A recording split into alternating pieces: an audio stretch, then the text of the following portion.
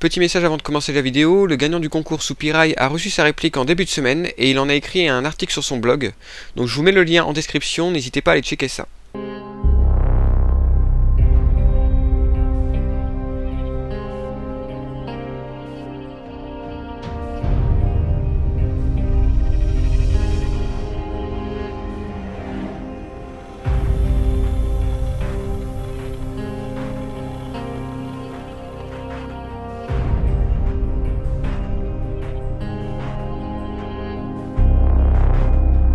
Eh bien salut à tous, aujourd'hui une nouvelle petite review d'un GBB que je possède depuis un moment. Un GBB assez particulier puisque clairement il ne plaira pas à tout le monde, ça sera pas au goût de tout le monde.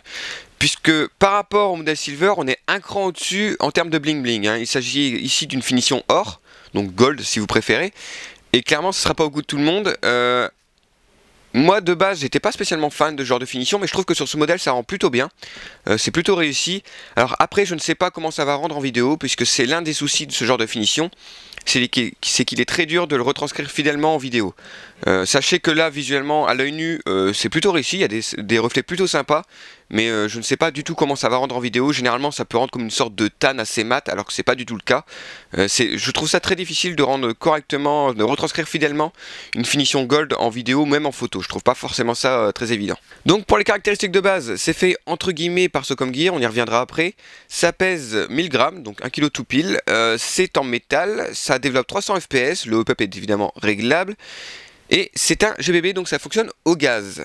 Alors pourquoi j'ai dit entre guillemets fait par Socom Gear? Tout simplement parce que Socom Gear n'a fait que personnaliser cette réplique.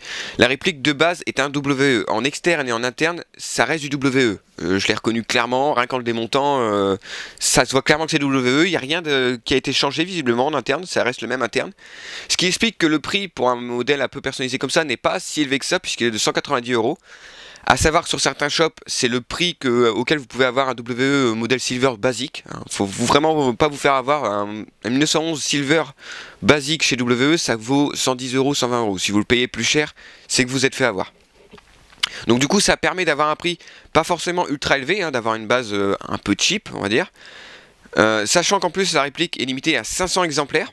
En tout cas, c'est ce qui est écrit sur la fiche produit. Donc généralement, les éditions limitées, ça coûte très très cher.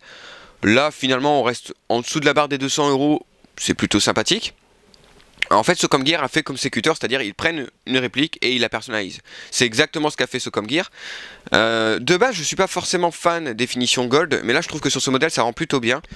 Déjà, gros point fort selon moi par rapport au modèle WE, puisque WE a également développé ses propres modèles gold, c'est que tous les contrôles sont en noir. Donc la sécurité, l'arrêtoire de culasse, le chien est noir également, alors que sur le modèle WE, c'est chromé. Et je trouve que le mélange or et chromé ne va pas du tout ensemble. Alors c'est purement subjectif comme avis, mais je préfère largement le mélange or et noir plutôt que le mélange or chromé. Je trouve, voilà, vraiment j'aime pas du tout le modèle WE, je le trouve pas spécialement très beau. À savoir également que la fenêtre d'éjection est également en noir, il n'y a aucune pièce chromée sur ce modèle.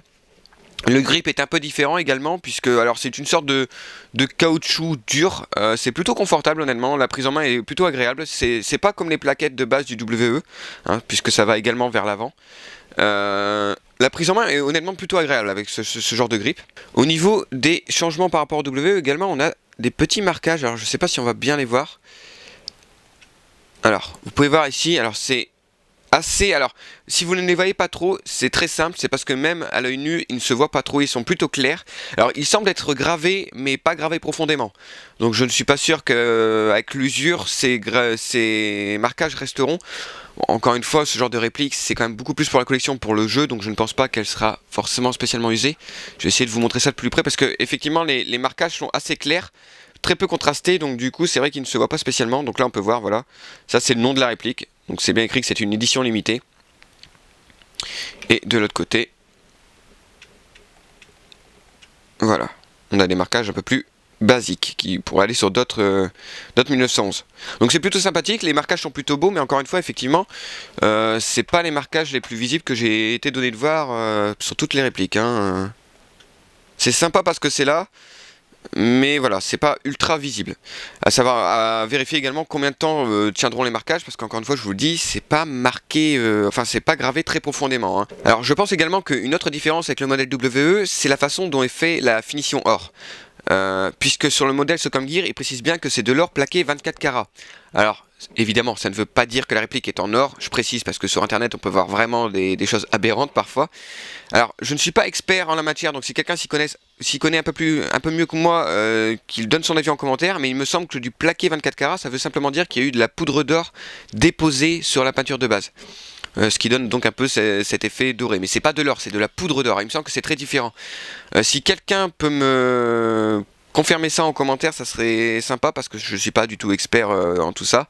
Donc voilà, il précise donc or plaqué 24 carats, mais ça ne veut pas dire que c'est de l'or, c'est juste de la poudre d'or, il me semble. Il me semble que plaqué, ça veut dire ça, c'est on met de la poudre d'or pour donner un effet doré. Pour le reste, c'est un 1911 WE basique, hein. Il n'y a pas énormément de choses à en dire, c'est pour ça d'ailleurs que je vous fais cette review là actuellement, c'est parce que j'ai pas beaucoup de temps pour faire des vidéos ces derniers temps, donc je pouvais pas prendre une réplique où il y a beaucoup de choses à dire. Là, ça reste un WE personnalisé, alors on aime ou on n'aime pas, forcément le côté bling bling ne plaira pas à tout le monde, même moi de base, hein, les versions gold, c'est pas forcément quelque chose après lesquels je cours, mais là c'était une édition limitée et je trouvais le gold plutôt sympathique, donc forcément pour un collectionneur j'ai forcément été tenté, mais sachez que ça reste un 1911 basique. Si l'esthétique vous intéresse pas plus que ça, autant prendre un 1911 basique un peu moins cher. Là c'est vraiment pour le côté bling bling et le côté du coup édition limitée que je l'ai pris. Donc voilà, je pense qu'on a fait le tour de la réplique, on va tout de suite passer au test de tir. Alors les conditions du test de tir, comme vous pouvez le voir à l'état du gazon, ont été un peu compliquées, hein, puisqu'il faisait à peine 2 degrés, et pour des répliques à gaz, c'est très compliqué de fonctionner correctement par ce temps-là.